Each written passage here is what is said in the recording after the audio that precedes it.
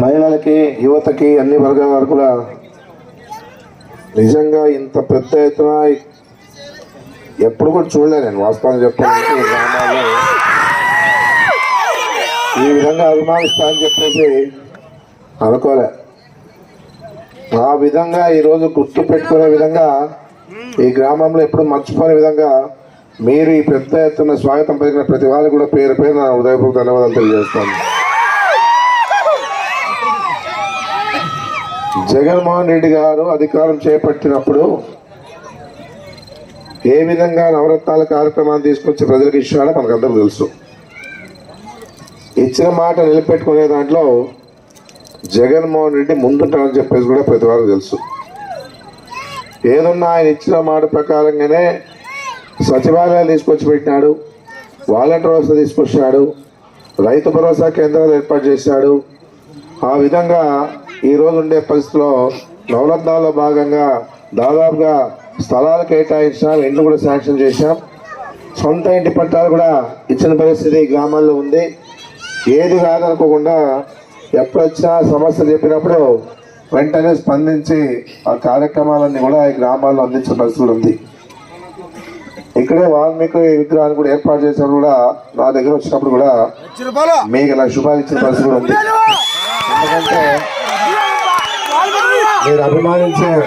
మీరు అభిమానించే వాల్మీకి విగ్రహాన్ని కూడా ఎలాంటి వాళ్ళు అడిగిన వెంటనే ఇవ్వాలని చెప్పేసి ఉద్దేశంతో ఎక్కడైనా కానీ వాల్మీకి విగ్రహాలు పెడితే తప్పకుండా వాళ్ళు లక్ష రూపాయలు ఇచ్చే కార్యక్రమాన్ని పెట్టుకోవడం జరిగిందని చెప్పేసి నిర్ణయం చేస్తాం.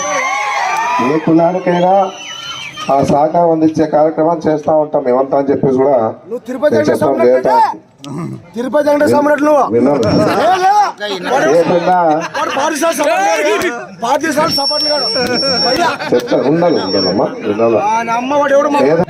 ఈ రోజు ఉండే పరిస్థితుల్లో ఆ నవరత్నాల్లో కూడా ప్రతి పేదవాడు చదువుకోవాలని చెప్పేసి జగన్మోహన్ రెడ్డి ఆశయంతో అమ్మఒడి కార్యక్రమాన్ని పెట్టి అమ్మ అకౌంట్లో డబ్బులు వేసి అన్నీ తానే చదువుల పరంగా మోసుకున్న పరిస్థితి ఉంది ఈ రాష్ట్రంలో.